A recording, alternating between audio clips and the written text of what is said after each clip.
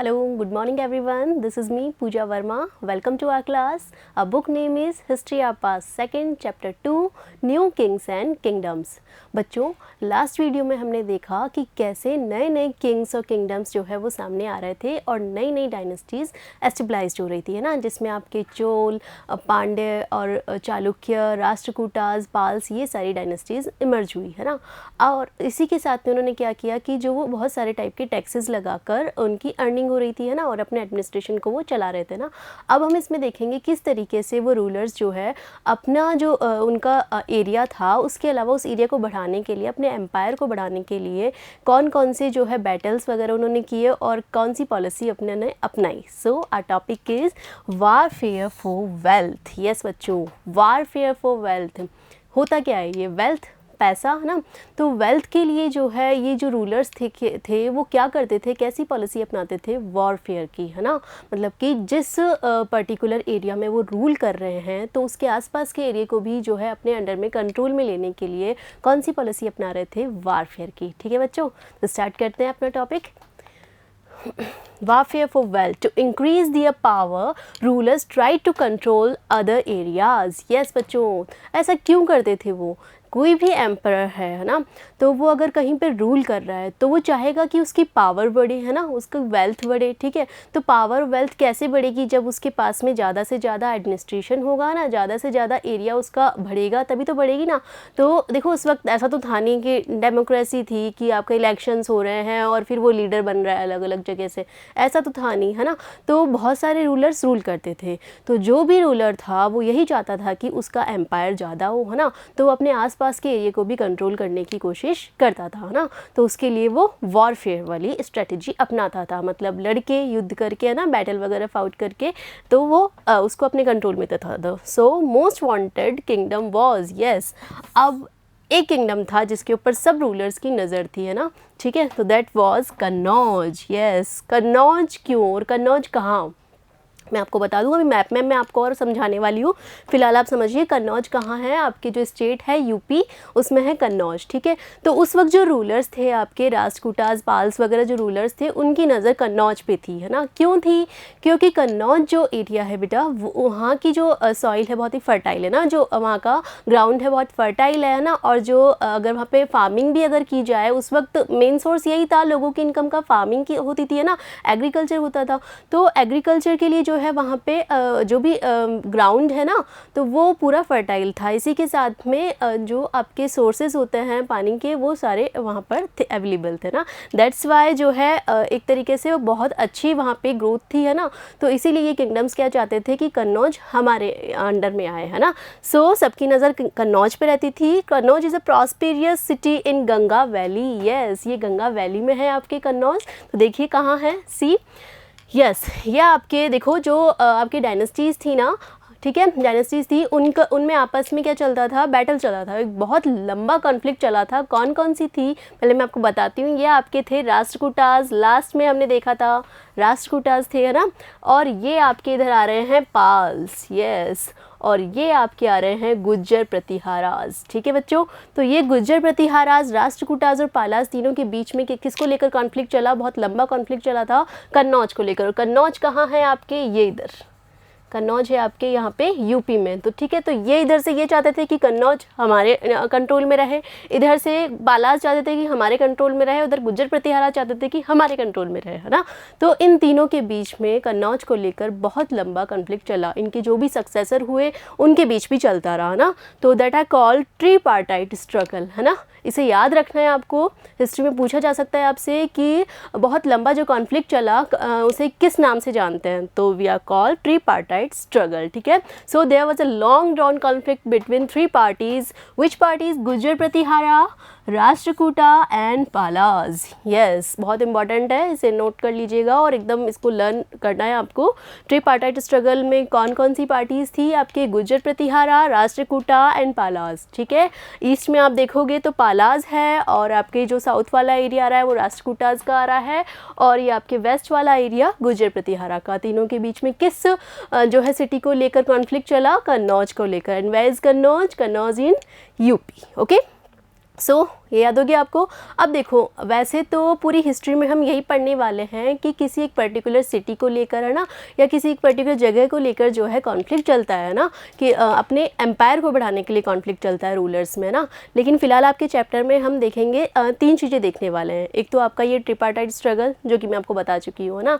आगे जो है आपके जो फॉरेन इन्वेडर्स हुए ना बच्चों, जो फॉरेन आपके जैसे कि आक्रमण जो करते थे लोग, है ना, तो वो यहाँ पर वैसे तो विजिट करने आते थे कहीं, है ना, ठीक है, उसके अलावा कई यहाँ पर अपना एम्पायर स्टेबलाइज करने के लिए आते थे। तो उनमें से 2 ऐसे थे, मोहम्मद गौरी और गजनी, है ना, तो उन्होंने यहाँ पे अटैक किया था। तो उनके अटैक्स के बारे में हम इसमें पढ़ने वाले हैं, ठीक है। तो फर्स्ट आपको क्लियर हो गया, फर्स्ट क्या है, ट्रीपार्टाइट स्ट्रगल है जो किस किस के बीच में हो रहा है, 3 पार्टीज़ के बीच में हो रहा है। नाम से भी तो चल रहा होगा ना, ट्रीपार्टाइट, इट मीन 3 पार्टीज़ के बीच में हो रहा है, ठीक है। कौन कौन सी, गुर्जर प्रतिहारा, राष्ट्रकूटा और पाला, ठीक है। अब हम पढ़ने वाले हैं कि आपके जो फॉरेन इन्वेडर हुए ना, अटैकर्स हुए, तो वो कौन कौन से थे। So yes, attacks of Ghazni and Ghori. Yes, पहले हम पढ़ने वाले हैं अटैक ऑफ गजनी, ठीक है। अब ये गजनी वो गजनी नहीं है आपके आमिर खान वाला ना, उस पर मत जाना, ये गजनी कोई और है। कौन है देखिए, rulers demonstrate their power and resources by building large temples. अब देखो बच्चों, पहले इसे क्लियर करो, कंसेप्ट है, इसको क्लियर करो कि जो अभी जैसे कि आपको अगर शो करना हो कि आपके पास कितना पैसा है ना, कितने रिच हो आप, तो आप कैसे शो करोगे, बिल्डिंग्स बनाओगे, आलीशान सा घर बनाओगे, है ना, आईफोन्स रखोगे और जो है आपके BMW, मर्सिडीज़, इस तरीके से जो है आलीशान गाड़ियाँ रखोगे, है ना, तो फिर आपको मतलब देखने वाले को लगेगा ये तो बहुत रिच है ना। लेकिन उस टाइम पे आईफोन्स होते नहीं थे, है ना, कार्स वगैरह इतनी होती नहीं थी, इतनी क्या होती ही नहीं थी, है ना। तो वो लोग कैसे शो करते थे अपनी वेल्थ को, कैसे शो करते थे, बड़े बड़े टेम्पल्स बनवा के शो करते थे, है ना। उन टेम्पल्स में बहुत सारा गोल्ड लगा होता था, है ना, तो इस तरीके से वो अपनी वेल्थ को शो करते थे। अब उसकी सेफ्टी भी ज़रूरी थी, है ना। सेफ्टी किससे, भाई बाहर से कोई आएगा, जैसे अभी आपके आते ही है ना, आपसे अपना जो भी गोल्ड होता है या फिर जो भी पैसा होता है वो घर में नहीं रखते, हम बैंक में रखते हैं, लेकिन उस वक्त ऐसा नहीं था ना। तो ये टेम्पल्स में जो इतना सारा गोल्ड लगा रहे हैं, तो उस पर नज़र किसकी होती थी, जो फॉरेन इन्वेडर होते थे आपके, है ना, ठीक है। तो वो आते थे और अटैक करते थे। उनमें से एक था आपके मोहम्मद गजनी, दे वर ऑफन अटैक्ड। ये देख लीजिए आप, फ़ोटो ये मिली है मुझे गूगल पे, मोहम्मद गजनी है ये, है ना।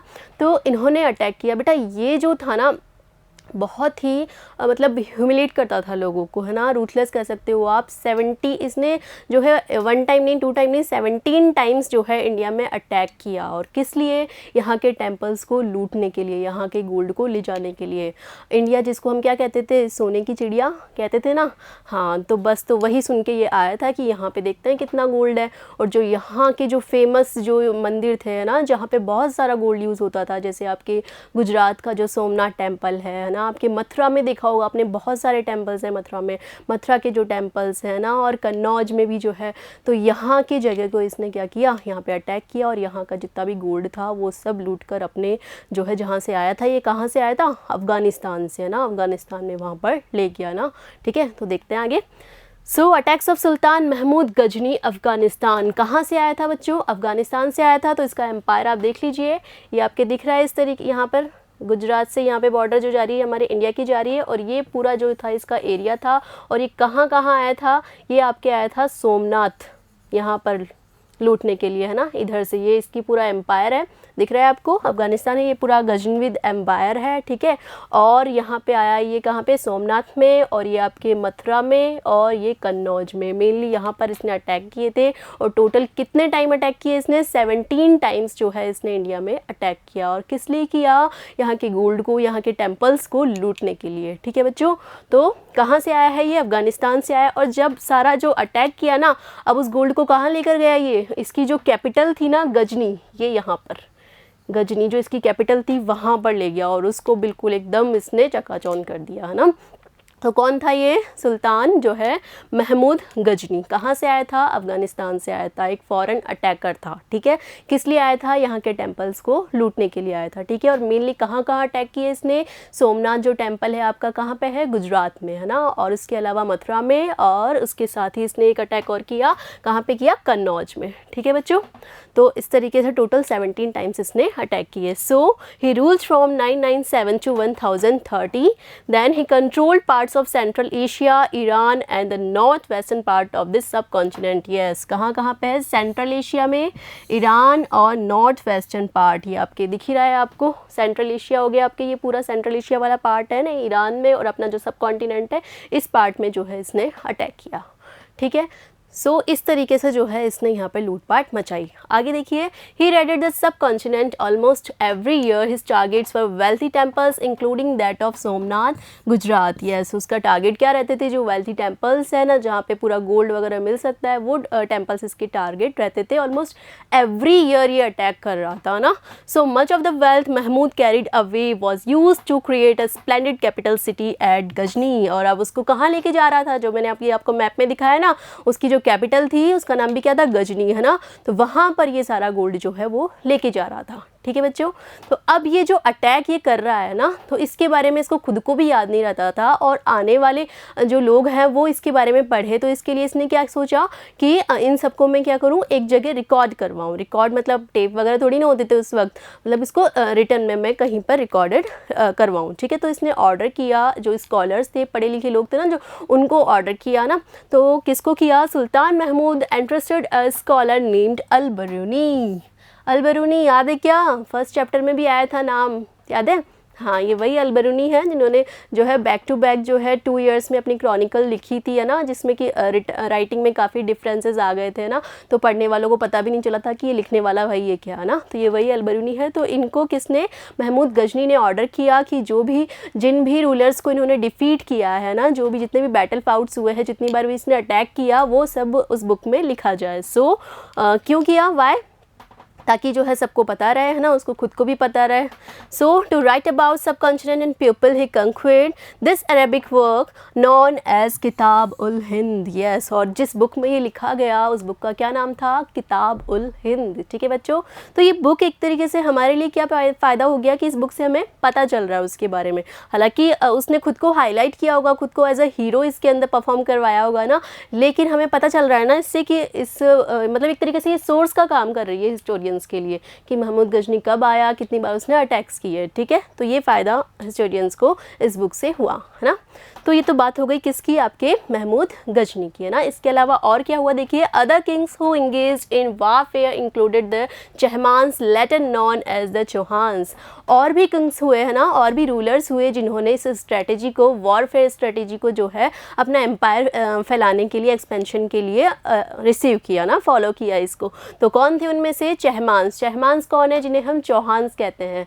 चहमान से समझ में नहीं आएगा, चौहान पृथ्वीराज चौहान का नाम याद सुनते ही जो है आपको पता चल जाएगा कौन चौहान, है ना। सो who rules over the region around Delhi and Ajmer. Yes, जिन्होंने कहाँ रूल किया? दिल्ली और अजमेर का जो एरिया है वहाँ पर इन्होंने रूल किया। कि इन्होंने चौहान्स की बात हो रही है ना। पहले मैंने बताया था कि जो फॉरेन अटैकर था महमूद गजनी, है ना, उसने अटैक किया। अब बात हो रही है उसने देखो कौन सी स्ट्रेटेजी को अपनाया? वॉरफेयर स्ट्रेटेजी को। उसके बाद में अब चौहान्स जो है वो भी उस स्ट्रेटेजी को फॉलो कर रहे हैं, है ना। ठीक है, जैसे आपके समझिए क्या कह रहा है आपको, ये आपके रफली एक आइडिया मैं दे रही हूँ आपको, है ना। तो इसमें आपके जैसे कि ये दिल्ली वाला एरिया है और साथ में क्या है? अजमेर, है ना। अजमेर, यहाँ पर किसका रूल था? चौहान्स का यहाँ पर रूल था, है ना बच्चों। So they attempt to expand their control to the west and the east. अब ये क्या कर रहे थे? मैंने आपको बताया कि जो रूलर्स थे वो अपने एम्पायर को फैलाने के लिए जो है आसपास के एरिया को कंट्रोल करना चाहते थे। तो वेस्ट में भी ये चाह रहे थे कि यहाँ तक, है ना, गुजरात तक जो है इनका एरिया जाए, और ईस्ट में भी ये चाह रहे थे कि इधर भी जो है इनका एम्पायर फैले। किसकी बात हो रही है? चौहान्स की। अब ये वेस्ट में और ईस्ट में ऑलरेडी कोई रूलर्स तो रूल कर रहे होंगे ना, तो वो इनको क्या करेंगे? अपोज करेंगे, है ना। तो ऐसा तो नहीं होगा इनका वेलकम करेंगे, है ना, इनके अगेंस्ट जाएंगे। तो कौन थे वो देखिए, so opposed by the Chalukyas of Gujarat. Yes, Gujarat में कौन थे? चालुक्याज, है ना। गुजरात में थे, वेस्ट में आपके Chalukyas and the Gahadavalas of western UP, Uttar Pradesh. और गहडवाल्स जो डायनेस्टी थी वो कहाँ थी? उत्तर प्रदेश में, जो कि इनके अगेंस्ट जाती है, जो कि इनको अपोज करती है ना, किनको? चौहान्स को। ठीक है बच्चों। So the best known Chahamana ruler was Prithviraj third. Yes, और जो चौहान्स में बेस्ट हुए सबसे, दैट वॉज पृथ्वीराज थर्ड, या फिर पृथ्वीराज चौहान के नाम से जिन्हें हम जानते हैं। जानते हो ना, सीरियल भी आते हैं आजकल तो पृथ्वीराज चौहान पे, हाँ आप लोग भी जानते होंगे। ठीक है, तो ये जो पृथ्वीराज चौहान थे, ठीक है, ये दिल्ली टू अजमेर वाले एरिया में रूल कर रहे थे ना, और वेस्ट और ईस्ट में भी जो है इन्होंने अपना एम्पायर फैलाया। अब इनके टाइम पे एक फॉरेन अटैकर आया, है ना, जो कि यहाँ पर आया क्यों था, अपना मुस्लिम एम्पायर जो है स्टेबलाइज करने के लिए। लेकिन इन्होंने, अभी देखते हैं आगे, है ना, साथ में देखते हैं। सो पृथ्वीराज थर्ड, इन्होंने कब से कब तक रूल किया बच्चों, 1168 टू 1192। इनके टाइम पे जो आ रहा है वो कौन है, सुल्तान मोहम्मद गौरी। यस, पिक्चर्स आप देख सकते हैं, ये Sultan Mohammad Ghori and he is the brave king Prithviraj third, ठीक है, पृथ्वीराज चौहान। तो इनके टाइम पे कौन आ रहा है, ये मोहम्मद गौरी आ रहा है ना, ये भी अपने मुस्लिम एम्पायर को फैलाने के लिए यहाँ पर आया था। अब लेकिन आ तो गया था, पूरी आर्मी के साथ आया था। अब इसको पता नहीं था ना कि हमारे पृथ्वीराज चौहान जो है इतने स्ट्रॉन्ग है, इतने ब्रेव है ना, ठीक है। तो इसने क्या किया, पहुंच गया यहाँ पे, लेकिन इतनी बुरी तरीके से ये हारा है ना। 1191 में इनका जो है बैटल हुआ इनके साथ में, और इतनी बुरी तरीके से डिफीट किया पृथ्वीराज चौहान ने इनको, बुरी तरीके से इंजर्ड हो गया ये, है ना। उनके सामने जो है नी डाउन होकर माफ़ी मांगने लगा, ठीक है, वापस जाने के लिए भीख मांगने लगा कि मुझे छोड़ दो, है ना। तो पृथ्वीराज चौहान इसको बोलते हैं कि मार दिया जाए या छोड़ दिया जाए, टाइप इस तरीके से, है ना। तो ये कहता है कि छोड़ दिया जाए ना। तो जो कर्टायर्स और जो थे ना इनके जो भी दरबारी थे ना, वो बोलते हैं कि नहीं, इसे छोड़ना नहीं चाहिए क्योंकि आगे ये दोबारा आ सकता है। तो पृथ्वीराज चौहान कहते हैं कि नहीं, ऐसा नहीं है, अगर ये माफ़ी मांग रहा है तो हम इसे छोड़ देते हैं, क्योंकि हमारा जो हिंदू जो रिलीजन है उसके अंदर ये है कि अगर कोई माफ़ी मांग रहा है दुश्मन तो उसको हम छोड़ देते हैं।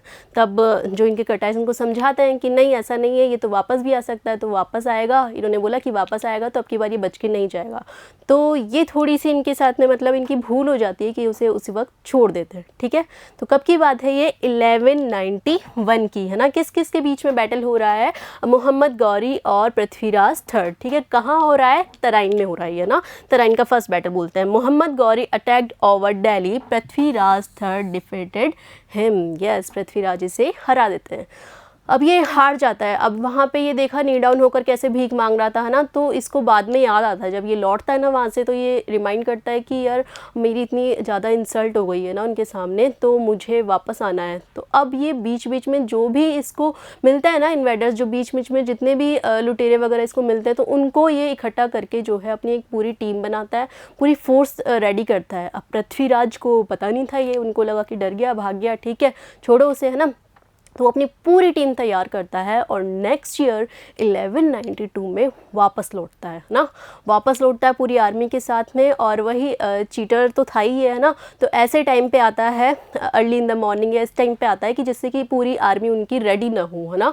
तो उस टाइम पे अचानक से आके ये अटैक करता है। अब जब पूरी आर्मी जो है इनके पूरा एम्पायर जो है, जितने भी लोग थे, पूरी पब्लिक जो है वो अपने डेली रूटीन वाले काम में लगी होती है, तो वो रेडी नहीं होते हैं उसके लिए ना। और इसी के साथ में इनके जो है एम्पायर में या फिर इनका फ्रेंड होता है ना, एक और रूलर होता है जयचंद, जो कि इनको क्या करता है, चीट करता है, इनकी पॉलिसीज बता देता है ना। तो ऐसे कुछ रीजंस होते हैं जिनकी वजह से जो है ये इनको हरा देता है ना 1192 में। So he attacked again and this time Prithviraj third was defeated by him. और इस टाइम जो है पृथ्वीराज थर्ड हार जाते हैं इससे, ठीक है। 1192 में किसकी बात हो रही है, मोहम्मद गौरी की बात हो रही है, ठीक है।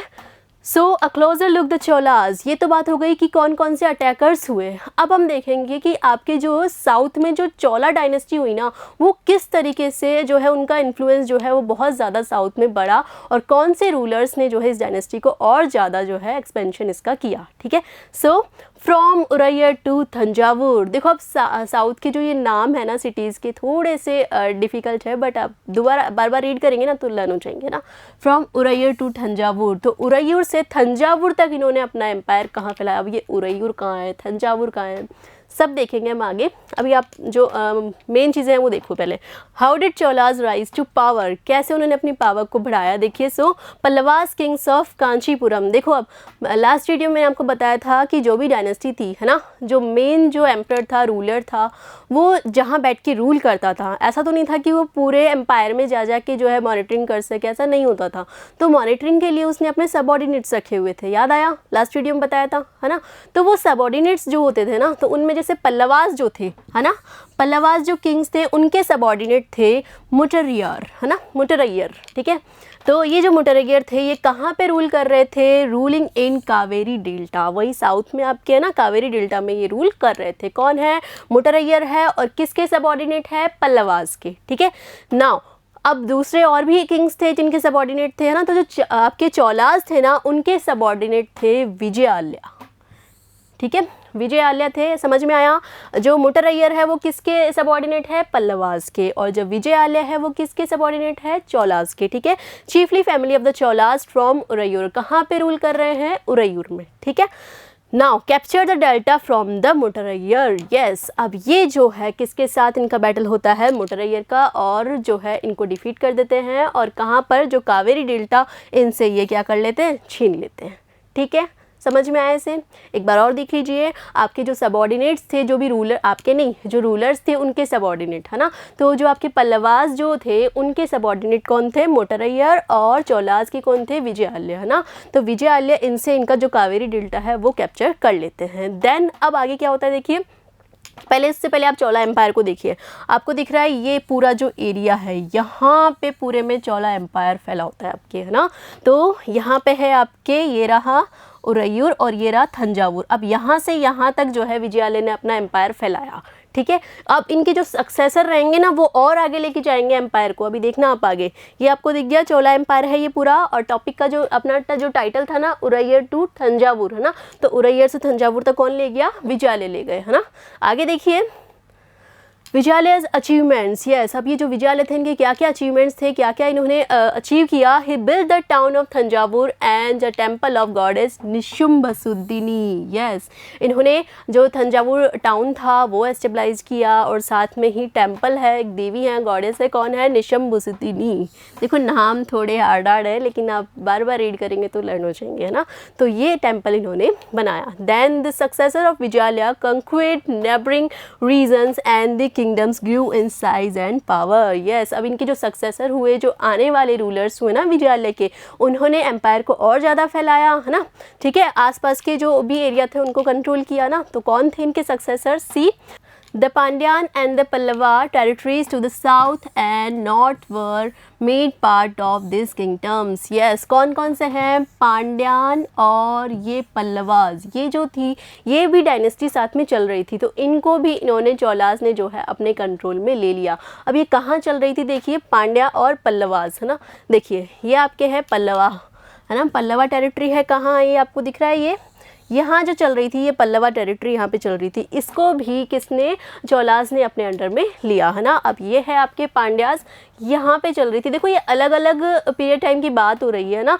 टोटल भी हम क्या बात कर रहे हैं कि चोलास जो है उन्होंने किस किस को कैप्चर किया, किस किस को डिफीट किया, किस किस डायनेस्टीज़ को, किस किस रूलर को उन्होंने डिफीट किया। तो ये पांड्यास को यहाँ पर, है ना, इन्होंने यहाँ पर भी चोला जो है एम्पायर फैलाया इनको डिफीट करके, और यहाँ पे फिर चल रही थी किसी टाइम पर कौन सी? पल्लवा डायनेस्टी। ठीक है, तो इनको डिफीट किया इन्होंने। मतलब ये बताना चाह रहे हैं कि जो चोलास है वो किस तरीके से पावरफुली सामने आए, है ना। तो अब मैंने आपको बताया कि जो विजयालय थे, है ना, उनके सक्सेसर ने और ज़्यादा एम्पायर को फैलाया। तो देखिए आगे, राजा फर्स्ट। यस, विजयालय के सक्सेसर हुए राजा फर्स्ट। उन्होंने कैसे एम्पायर को फैलाया?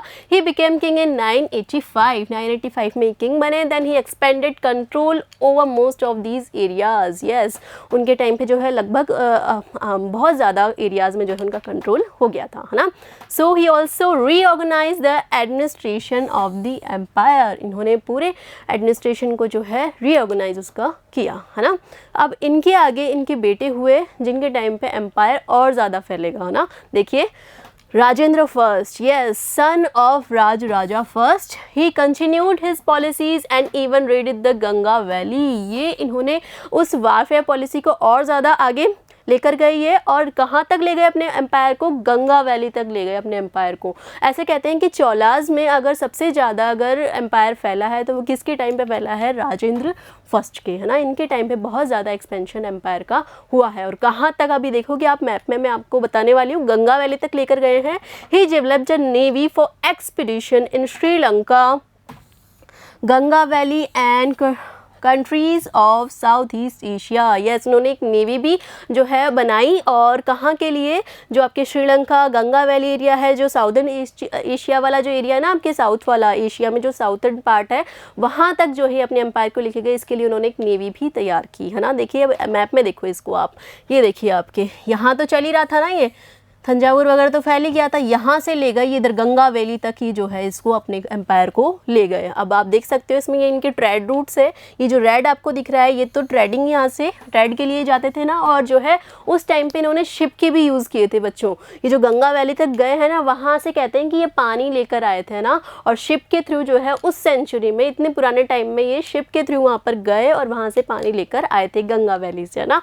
और ये इनका ट्रेड रूट हो गया, है ना, ठीक है। और ये जो दिख रहा है ना आपको ये एरिया, ये ग्रीन वाला, है ना, ये आपके एशिया का साउथ वाला पार्ट हो गया। तो यहाँ पर भी जो है इनका इन्फ्लुएंस था, है ना, यहाँ पे भी जो है चौलाज यहाँ पर भी आ चुके थे। तो इनके टाइम पे इतना एरिया जो है, इतना एम्पायर का जो है एक्सपेंशन हुआ। किन के टाइम पे? राजेंद्र फर्स्ट के टाइम पे। और किसके सक्सेसर हैं ये? विजयालय के।